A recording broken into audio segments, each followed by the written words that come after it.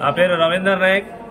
నేను Osmania university JAC వ్యవస్థాపక సభ్యుని. ఈరోజు ప్రజాయుద్ధ నౌక గద్దరన్న మన మధ్య లేకున్నా వారి స్ఫూర్తి, వారిచ్చిన స్ఫూర్తి ఇక్కడ ఉస్మానియా యూనివర్సిటీ ఆర్ట్స్ కాలేజ్ వేదికగా ఇవాళ మారు మ్రోగుతుంది. మేము గద్దర్ ఈరోజు 77వ జయంతి ఉత్సవాల్ని ఇవాళ ఉస్మానియా యూనివర్సిటీ ఇది ఉద్యమాల పురిటిగడ్డ ఆర్ట్స్ కాలేజ్లో ఏర్పాటు చేయడానికి, వారి యొక్క ఆశయాలు నెరవేర్చడానికి, వారిచ్చిన స్ఫూర్తిని ముందుకు తీసుకెళ్లడానికి, ఇవాళ వచ్చే గ్రామీణ ప్రాంత యువకులు చైతన్యం చేయడానికి మేము ఈ ఆర్ట్స్ కాలేజీలో ఇవాళ వారి జయంతి సభ ఏర్పాటు చేయడం జరిగింది. గద్దరన్న తెలంగాణ ఉద్యమంలో ఇవాళ ఉస్మానియా యూనివర్సిటీలో ఆ రోజు పోలీసుల దమనకాండ, ఆ రోజు లాఠీ చార్జీలు, బాష్పాయి గోళాలు ఎన్ని చేసి ఎంత అరాచకం సృష్టించిన గద్దరన్న మా ఇంట ఉండి మమ్మల్ని ముందుకు ప్రోత్సహించి తెలంగాణ సాధించడమే మన ఎజెండా.